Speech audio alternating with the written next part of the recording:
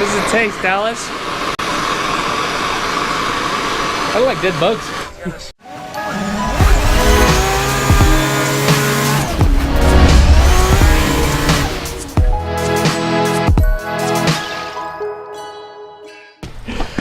Alright, Saturday morning, day before Christmas Eve, and we're gonna do some more work on the cars.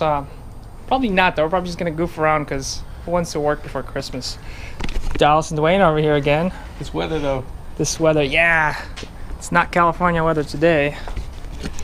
Dallas just got yelled at by his wife because he ate all the Swiss cheese that I guess she was saving for the holidays. Got a Starbucks though. Yeah, sure. We're gonna go and get some breakfast for the boys because they were in such a rush to get here before 11 a.m. they forgot to eat breakfast. Yeah. All right. So today's agenda is to swap the clutch master cylinder from my car to Dallas's car, so it's set up for hydraulic throttle bearing. We're also gonna beat up his entire transmission tunnel to fit that damn shift linkage for the dog box. We're also gonna take the dog box apart, make sure it's not broken, because yeah, kind of was. Should be fine. No, I'm just kidding. Yeah, we're just gonna check the clutch, make sure everything's fine there before we install it, because I don't want to take it back apart later. We're also gonna switch the power steering lines out, set it up for a JZ swap length lines. You're telling me we could have just one short line that doesn't run 20 feet around the car? Yes, Dallas. You can actually build cars right, not ghetto like before. Not pointing fingers or anything, but you know. Dwayne's fault. Anybody asks? There you go. Just blame it on somebody else. That usually works. Alright, so we took the dog box off the JZ just to make sure that that input shaft's okay. Witness, everybody that's watching this, it's good. So if it breaks on Dallas now, it's not my fault. It's nice and wet, which is how they're supposed to be. Lubricated. That's lubricated. That's actually from that last time my transmission broke. The seal was just pushing all the... What are you doing? Red Rocket. Dog box. Anyway, so now that we got the trans taken apart and inspected, we won't have to take it back apart again, hopefully. Ever. Dallas doesn't drive the car so hard, so I don't think he's gonna have tranny problems like I did. Yeah. Yeah. Expensive. Yeah, they are. But you're gonna let me drive your car next year though, right? That's fine. Yeah, We're building your Top Drift 2019. Right.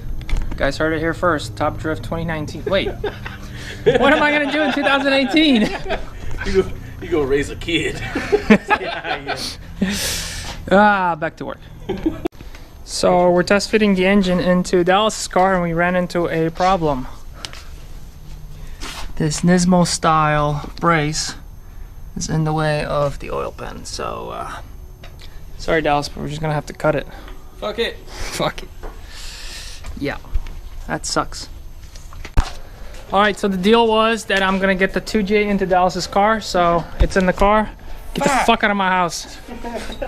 Where's the key?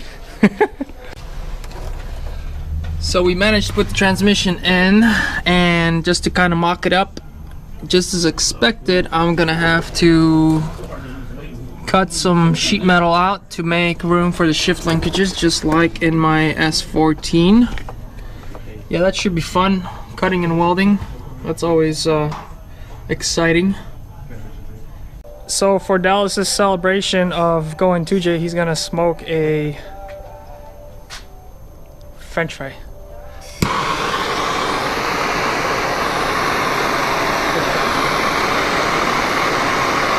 How does it taste, Dallas?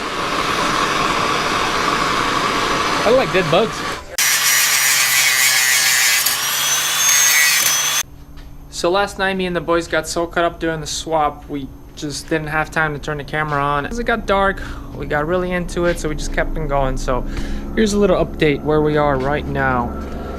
The motor's all in, mounted on its own. We got the radiator in, had to cut out the radiator support to be able to squeeze the radiator in properly, giving us just enough clearance for all the pulleys to spin freely.